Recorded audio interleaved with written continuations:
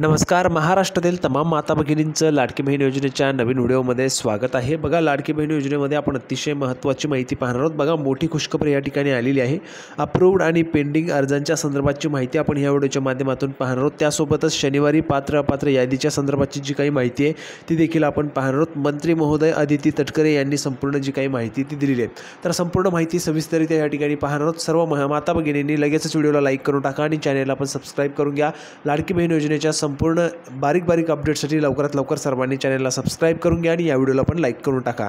तर बघा, मोठी खुशखबर काय असणार आहे. शनिवारी पात्र अपात्र यादीच्या संदर्भाची काय माहिती आहे, माननीय मंत्री महोदय अदिती तटकरे यांनी काय माहिती दिलेली आहे ते आपण या ठिकाणी एक एक करून पाहणार आहोत. सर्वात अगोदर आपण या ठिकाणी महाराष्ट्रामध्ये किती अर्ज आलेले आहेत, त्या ऑफिशियल जी काही माहिती आहे ती देण्यात आलेली आहे महिला व बालविकास विभागातर्फे. ती माहिती आपण या ठिकाणी पाहूया, म्हणजेच माता भगिनींना देखील या ठिकाणी दिलासा मिळेल की आमचा देखील अर्ज त्या ठिकाणी पोहोचलेला आहे म्हणून. तर बघा, ती माहिती आपण या ठिकाणी अगोदर पाहूया. तर बघा, सर्वात अगोदर आपण ती माहिती पाहत आहोत. पाहू शकता बघा, महिला व बालविकास विभाग महाराष्ट्र शासनाच्या मुख्यमंत्री माझी लाडकी बहीण योजनेमध्ये बघा, मुख्यमंत्री माझी लाडकी बहीण योजनेचा लाभ घेण्यासाठी आज 6,10,317 महिलांनी अर्ज दाखल केले. आत्तापर्यंत एकूण 1,20,39,448हून अधिक अर्ज प्राप्त झाले आहेत. बघा, ज्या ठिकाणी तुम्ही अर्ज भरला असेल, ऑनलाईन भरला आहे किंवा ऑफलाईन भरला आहे, तरी काळजी करायचं कारण नाही आहे, कारण तुमचे जे काही अर्ज आहेत ते या ठिकाणी पोहोचलेले आहेत. पाहू शकता बघा, आत्तापर्यंत महाराष्ट्रामध्ये 1,20,39,448हून अधिक अर्ज प्राप्त झालेले आहे. स्वतः माहिती या ठिकाणी माननीय नामदार अदिती वर्धा सुनील तटकरे, मंत्री महिला व बालविकास महाराष्ट्र राज्य यांनी संपूर्ण माहिती दिलेली आहे. त्यामुळे काळजी करायचं नाही. 1 कोटीहून जास्त महिलांचे या ठिकाणी अर्ज प्राप्त झालेले आहेत. अजूनही भरपूर महिला आहेत ज्या अर्ज करण्याच्या बाकी आहेत. जवळपास जर आपण पाहिलं तर बघा, या योजनेमध्ये जवळपास 2.5 कोटी महिलांना या योजनेचा या ठिकाणी लाभ मिळण्याची जी काही अपेक्षा आहे ती या ठिकाणी ठेवण्यात आली आहे. म्हणजेच 2.5 कोटी महिला या योजनेचा त्या ठिकाणी लाभ घेऊ शकतात, अशा पद्धतीची अंदाजित माहिती जी आहे ती त्या ठिकाणी पाहायला मिळते. तर बघा, संपूर्ण माहिती आपण या ठिकाणी पाहिलेली आहे. आता महत्त्वाचं म्हणजे सर्वच महिलांनी लगेचच व्हिडिओला लाईक करून टाका आणि चॅनलला पण सबस्क्राईब करून घ्या लाडकी बहीण योजनेच्या संपूर्ण माहितीसाठी. आता बघा, या ठिकाणी सर्वाधिक जे काही अर्ज आहेत ते आलेले आहेत पुण्यामधून. बघा, पुणे जिल्ह्यातून सर्वाधिक अर्ज आलेले आहेत. पुण्यामध्ये सर्वाधिक अर्ज आहेत. त्यानंतर आहे ठाणे जिल्हा, ठाण्यामधून सर्वाधिक अर्ज आहेत 2 नंबरला. अशा पद्धतीने सर्वाधिक अर्ज जे आहेत ते आलेले आहेत. आतापर्यंत 1,20,39,448हून अधिक अर्ज प्राप्त झाले. त्यामुळे महाराष्ट्रातील तमाम माता भगिनींनी काळजी करायचं नाही. तुमचा अर्ज त्या ठिकाणी गेला आहे किंवा नाही गेला आहे त्याबाबत काळजी करायचं नाही. तुमचा देखील अर्ज त्या ठिकाणी आहे, कारण आपण पाहू शकता 1,20,39,448हून अधिक अर्ज या ठिकाणी प्राप्त झालेले आहेत. त्याचबरोबर आता बघा, योजनेसंदर्भात मागील काही दिवसांमध्ये न्यूजमध्ये बातमी सुरू होती की त्या ठिकाणी योजनेवर आक्षेप आहे अर्थ विभागाचा किंवा वित्त विभागाचा. तर त्या संदर्भातचे देखील स्पष्टीकरण जे आहे ते माननीय मंत्री महोदयांनी दिलेले ते देखील आपण या ठिकाणी पाहूया.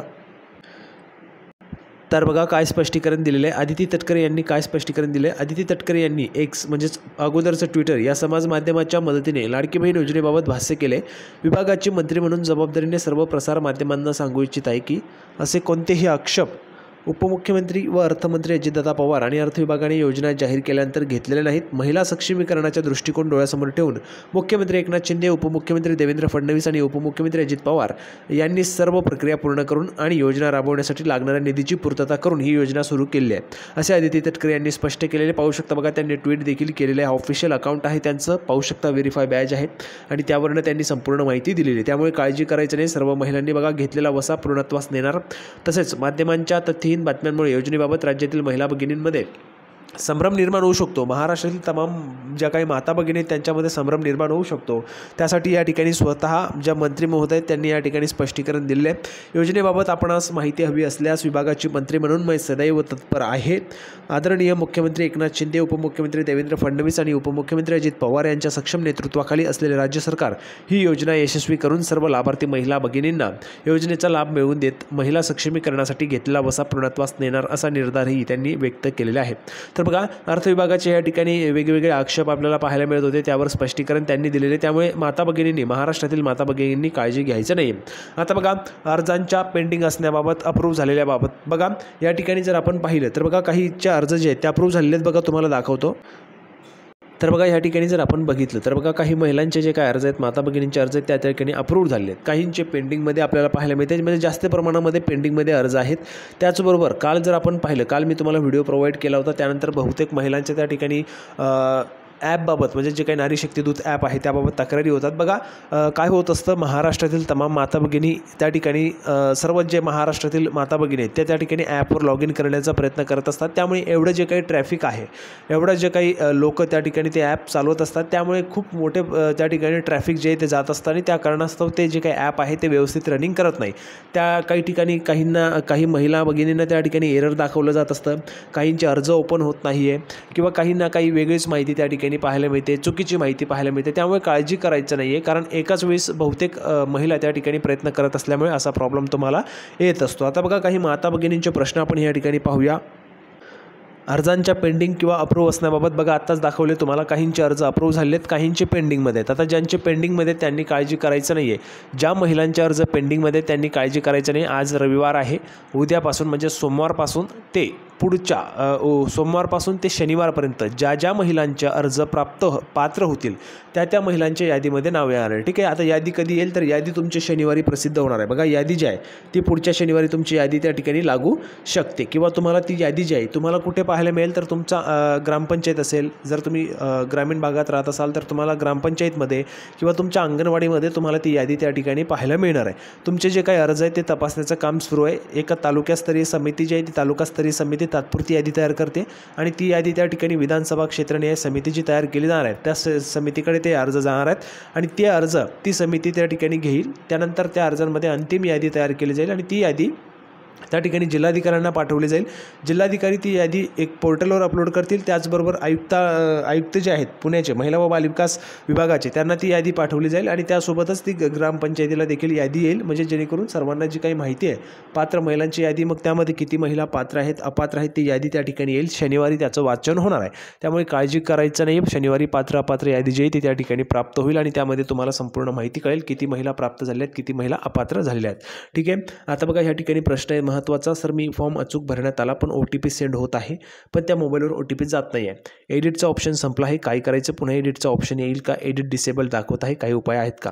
बघा उपाय यावर आहे. मी उत्तर देखील त्यांना दिलेले पाहू शकता. बघा उत्तर अशा पद्धतीचे, हो काळजी करू नका होईल. काय आहे बघा, ज्यावेळेस तुमचा एडिटचा ऑप्शन डिसेबल होतो त्यानंतर तुम्हाला अजून एक वेळेस एडिटचा ऑप्शन त्या ठिकाणी तुम्हाला मिळणार आहे. किंवा ज्यावेळेस तुमचा जो काय अर्ज आहे तो डिसअप्रूव्ह केला जाणार आहे. बघा डिसअप्रूव्ह अशा पद्धतीचं ज्यावेळेस तुमच्या ॲप्लिकेशनमध्ये तुम्हाला पाहायला मिळेल त्यावेळेस तुम्हाला डिसअप्रूव्हच्या, जर तुमचा अर्ज डिसअप्रूव्ह झाला तर तुम्हाला त्या ठिकाणी एडिट देखील करता येणार आहे आणि एडिट करून तो जो काय अर्ज आहे तुम्हाला रिसबमिट करावा लागेल, म्हणजे पुन्हा त्या ठिकाणी सबमिट करावा लागेल. त्यानंतर तुमचा अर्ज तपासणी केली जाईल. तपासणी केल्यानंतर तुम्हाला त्या ठिकाणी पात्र करायचे किंवा अपात्र करायचा जो काही निर्णय असेल तो ती समिती घेणार आहे. त्यामुळे काळजी करायची नाही. जे काही तुमच्या अडचणी असतील ते तुम्ही कमेंट बॉक्समध्ये विचारू शकता. पुढचा प्रश्न बघा हा प्रश्न अतिशय महत्त्वाचा आहे. सगळ्यात महत्त्वाची कमेंट आहे माझी, जर सायबर कॅफेवर किंवा अंगणवाडी ऑनलाईन फॉर्म भरला असेल तर त्यानंतर आपल्या मोबाईलमध्ये फॉर्म बघता येत नाही किंवा दुरुस्ती करता येणार नाही, त्यांनी काय करावे? 2 फॉर्म तर भरू शकत नाही, मग अशा महिलांनी काय करावे? या ठिकाणी बघा या विषयावर कोणच काहीच बोलत नाही. यावर कोणी अजून व्हिडिओ बनवला पण नाही. बघा कोणी व्हिडिओ बनवला नाही, त्यावर आपण व्हिडिओ बनवत असतो आणि माता महाराष्ट्रातील माता भगिनींना मार्गदर्शन करण्याचं काम आपण या ठिकाणी करत असतो. तर पाहू शकता ज्या महिलांनी अंगणवाडीमध्ये भरला असेल, सायबर कॅफेमध्ये भरला असेल, त्या महिलांनी काळजी करायचं नाही. ज्यावेळेस तुमचा अर्ज त्या ठिकाणी अप्रूव्ह होईल, अप्रूव्ह झाल्यानंतर तुम्हाला बघा वुमन अँड चाइल्ड डेव्हलपमेंट असा WCD कडून या ठिकाणी तुम्हाला SMS येणार आहे. ज्यावेळेस तुमचा अर्ज पात्र होईल त्यावेळेस तुम्हाला WCD कडून एक SMS पाठवला जाणार आहे. ज्यांचा अर्ज त्या ठिकाणी अप्रूव्ह होणार आहे त्यांना WCD कडून SMS येणार आहे. ज्यांचा अर्जामध्ये त्या ठिकाणी काही चूक वगैरे असेल तर तुम्ही त्या ठिकाणी ज्यावेळेस यादी येईल तर यादीमध्ये तुम्हाला कळणारच आहे तुमचं नाव अपात्र यादीमध्ये आलेलं आहे किंवा पात्र यादीमध्ये. आता तुमचा जर पात्र यादीमध्ये असेल म्हणजेच तुमचा अर्ज त्या ठिकाणी पात्र झालेला आहे, ज्यांना SMS आला नसेल त्यांना.